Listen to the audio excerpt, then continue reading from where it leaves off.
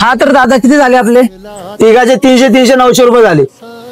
अरे दादा 2 किलोमीटर लांबून आलो आपण, पण तिघांचे 300 कसे घ्यायला तू? अरे बरोबर बोलायला ते सीट प्रमाणे 30 रुपये होतात फक्त. 300 कसेच मागायला रे तू?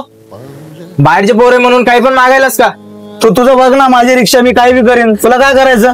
300 घेईन ना 900 घेईन. अरे दादा हे की पैसे. हा ठीक आहे चल.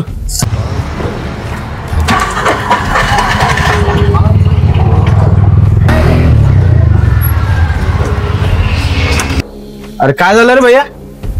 यार पंक्चर झाले वाटतं.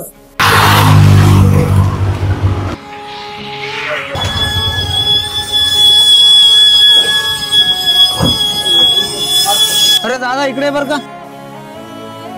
काय झालं दादा? पंक्चर झालं. ठीक आहे दादा टायर आणि टूब फाटलंय, 2200 रुपये खर्च लागेल.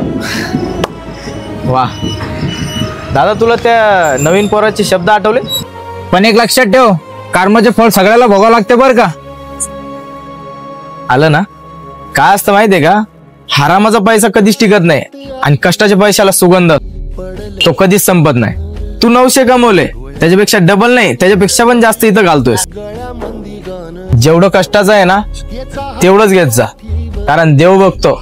आणि ते बोलतात ना, उसके लाठी में मार है, आवाज नाही आहे लेकिन मार आहे. तसं आहे ना, कष्टाचं जेवढं घेशील तेवढं आनंदात राहशील.